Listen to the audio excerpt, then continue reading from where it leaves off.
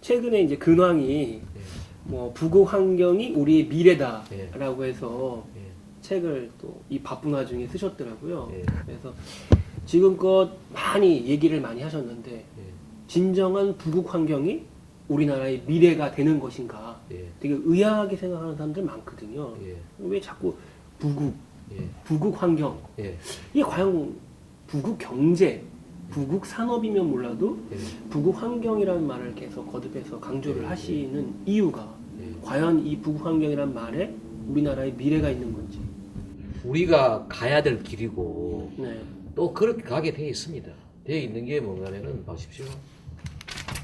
이게 이제 초기 우리가 잘 살기 위해서 초기 산업화 과정에는 환경의 질이 떨어져요.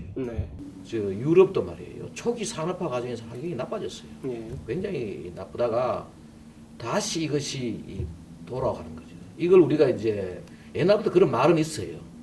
그런데 제가 이제 유턴 이론이라고 이름을 붙였죠. 붙였는데 보니까 경제학에서도 이 비슷한 이야기, 물론 요거하고 똑같진 않아요.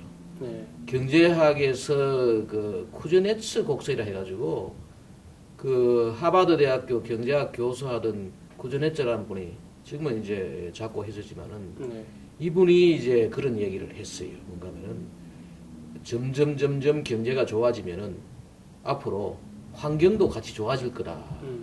그런 이야기를 한 적이 있어요. 그래가지고 경제학에서는 쿠즈네츠 곡선이라 그러고, 근데 저는 이제 이걸 유턴 우리 일반적으로 알기 쉽게 조금의 어떤 그 포인트는 달라요. 저는 분명히 이게 좋아진다고 생각합니다. 그 왜냐하면은 지금 잘 사는 나라 가보십시오. 그리고 잘 사는 나라가 훨씬 자연 보호의 법이 강해요. 1973년도에 미국에서 말이에요. 멸종 위기종 법이 나왔어요.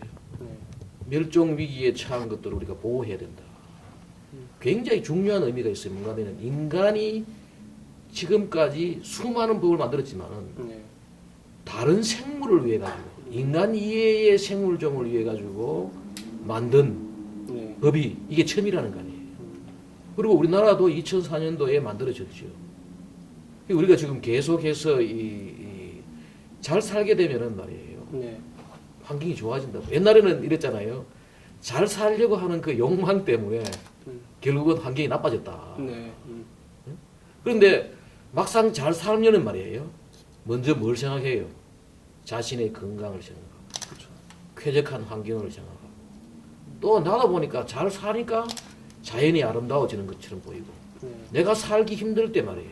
먹고 살기 힘들 때, 봄에 꽃이 아름답고, 야생 동물이 멋있어 보이고, 그런 생각을 못 하는 거죠.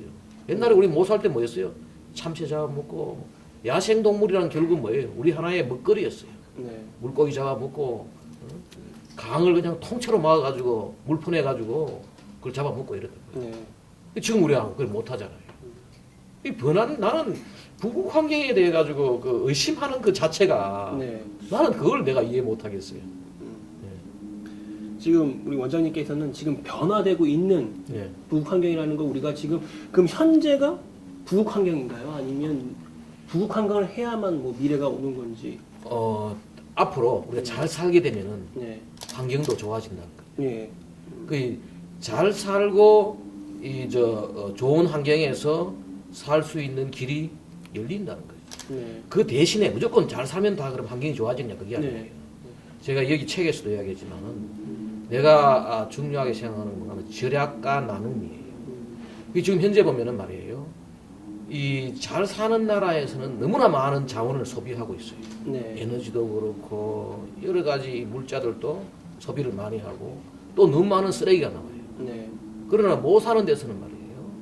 생필품마저 좀 부족한 게 현실이잖아요.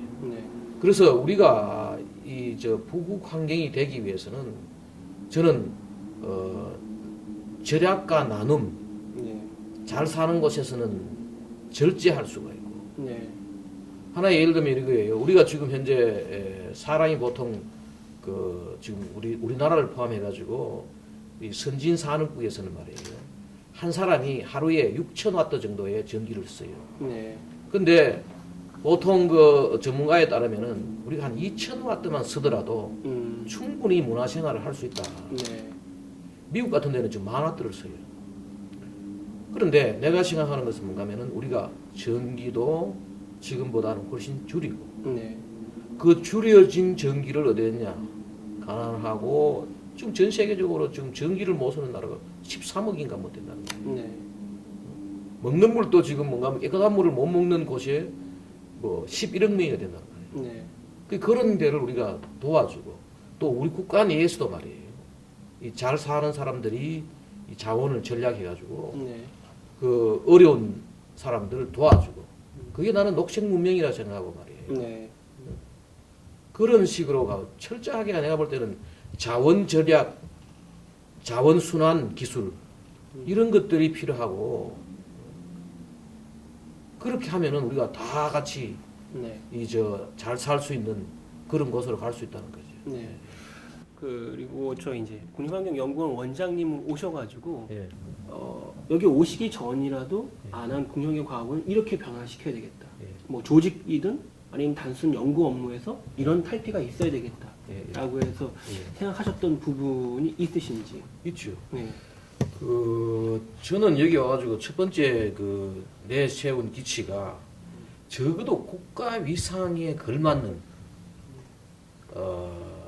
우리가 국립환경과학원이 되자. 네.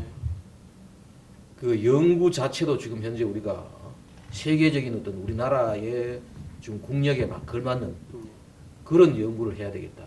그리고 또 우리 이 국립환경과학원이 이 조직이 큽니다. 생각보다도 여기 뭐 거의 한 870명 정도가 전국에 지금 일을 하고 있는데 이분들한테 올바른 이 환경 철학을 심어주자.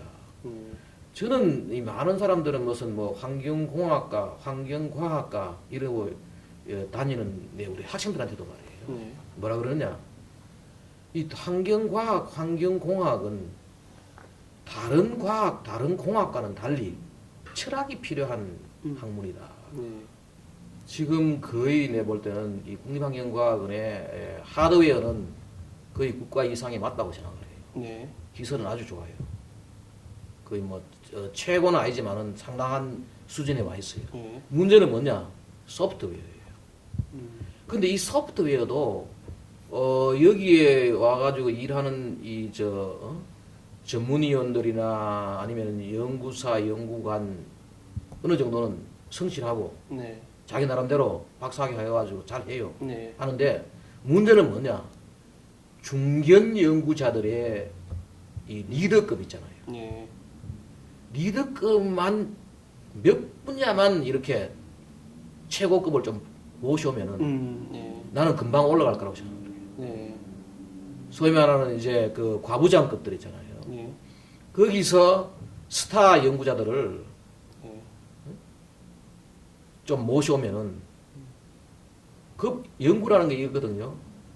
한 20명 정도를 딱 데리고 그 중에 한 사람이 한두 사람이 말이에요. 그 분야를 깨고 있는 사람 있잖아요. 그 분야를 깨고 있는 사람이 너는 이거 하고 너는 이거 하고 너는 이거 하고 쫙 디렉팅 해놓고 말이에요. 그 결과 나오는 끌어모아 가지고 검토하고 어떻게 해가지고 페이퍼 만들고 이런 식으로 나가면 말이에요. 금방 난 이게 세계 수준이 된다고 생각하는데 문제는 뭐냐? 그 중견 스타급 연구자를 스카웃 해올 능력이 제 연구원장 힘으로는 아직은 없다는 거죠. 아직은 그게 없어요.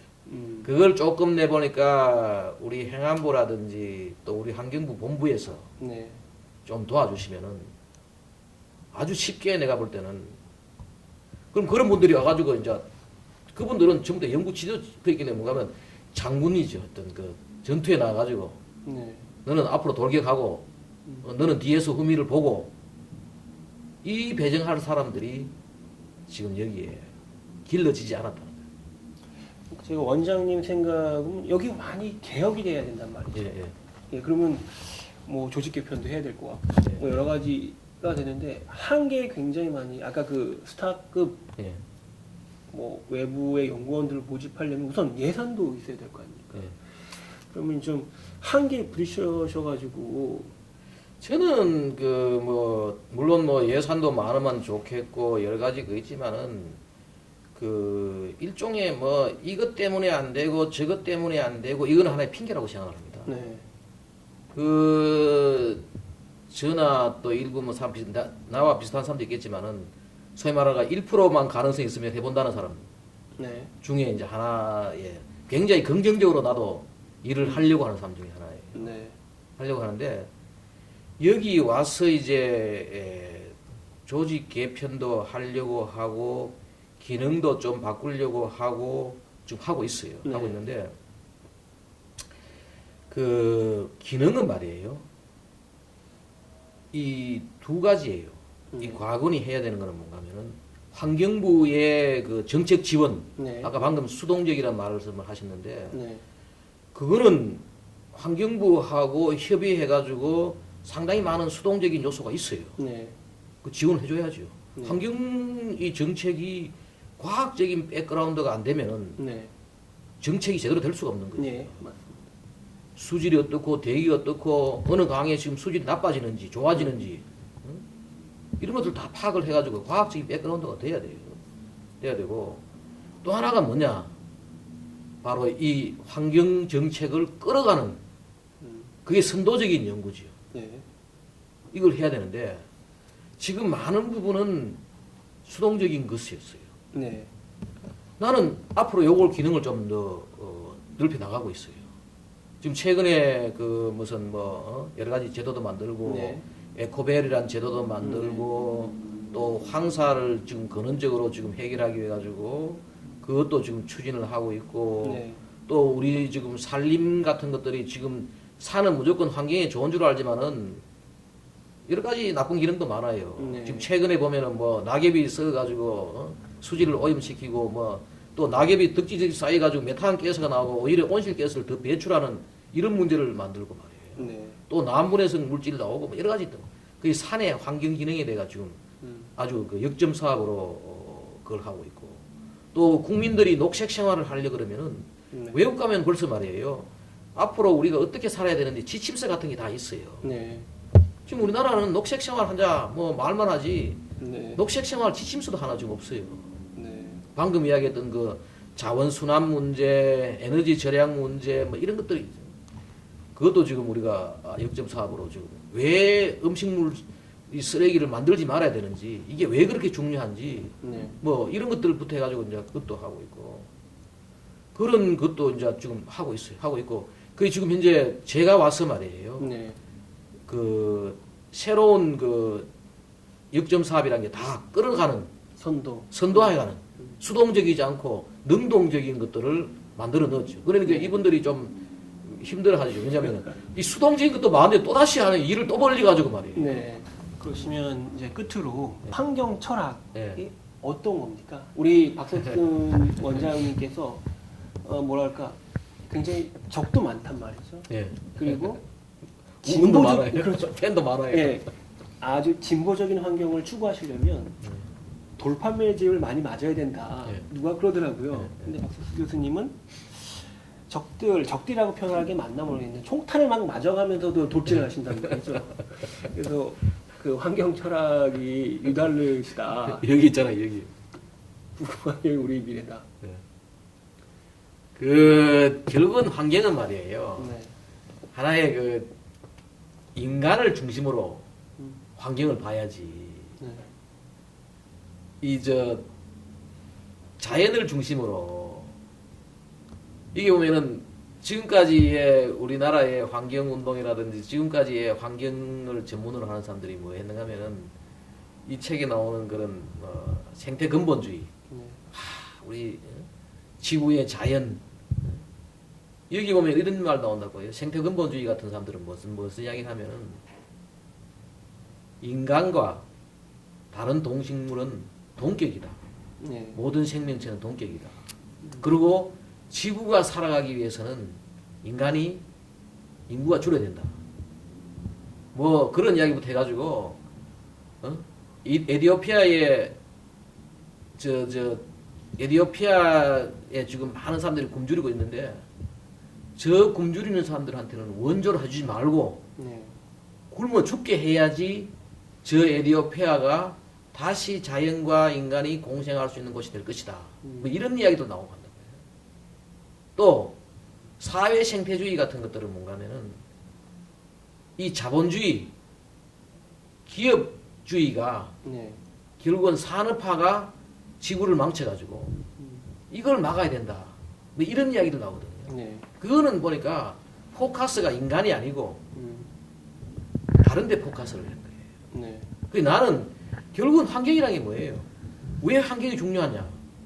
환경을 잘못 다루다 보면은 그 잘못 다룬 것 때문에 우리한테 그게 부메랑이 돌아와가지고 인간의 삶의 질을 떨어뜨리기 때문에 네. 우리가 그걸 관리를 해야 되는 거죠. 그 인간 중심적인 환경을 봐야 되지. 네. 인간을 환경의 적으로 만들어가지고 그걸 쳐가지고 나가면 안 된다는 거죠. 네. 지금 많은 사람들은 뭔가 하면은 인간을 환경의 적으로 보고 있어요. 나는 그건 아니다는 거죠. 그리고 또 나는 과학적인 환경 사랑이에요. 보다 현명하게 우리가 자연하고 인간이 공생하고 인간의 삶의 질을 높여나가고 삶의 질이 높아지면 우리가 자연을 잘 관리할 수가 있고 이게 내 어떤 그 환경 철학이지. 오늘 장시간 너무 감사한데요. 이게 네. 인간이 환경하고의 적대 관계 네. 이게 저는 와닿네요. 그동안은 우리가 잘못했으니까 환경이 자꾸 그렇게 된다. 네. 적대적인 입장에서 자꾸 이렇게 바라보고 그런 시각을 좀 바꿔야 되겠네요. 우리가 지금 그 뭐라 그러나 우리가 어떤 삶의 질이 높아지면은 우리가 자연을 관리할 수 있고 네. 이게 우리가 서로의 어떤 상승 효과를 이렇게 가는 게 우리가 뭐라고 환경을 관리해야 되는 거죠. 네. 쉽게 말하면 지금 우리 오신 황사 이제 스스로 올 거예요. 네. 지금 황사를 막기 위해서 어떻게 해야 되느냐? 나무 심고 하잖아요. 네. 고비사막 몽골에까지 중국에까지 가서. 나는 이런 생각이에요. 몽골이 미국 정도로 잘 살게 되면은 저절로. 저 황사는 안 올 것이다. 저 사람들이 말이에요. 네. 왜 황사가 생기느냐? 자기들 살아남기 위해 가지고, 자기들의 생존을 위해 가지고, 목축을 하고, 나무도 자르고, 옛날에는 초원이었어요. 네. 그 지금 현재 사막화되는 대부분 나라가 다 어딨냐? 다 가난한 나라예요. 네. 지금 세계에서 산림 파괴가 제일 많이 되는 나라가 어딨냐? 다 가난한 나라예요. 지금 우리가 그래서 인간과 자연의 공생이지 자연을 우상화하자는 게 환경이 아니에요. 네. 알겠습니다. 너무 장시간 감사드리고 네.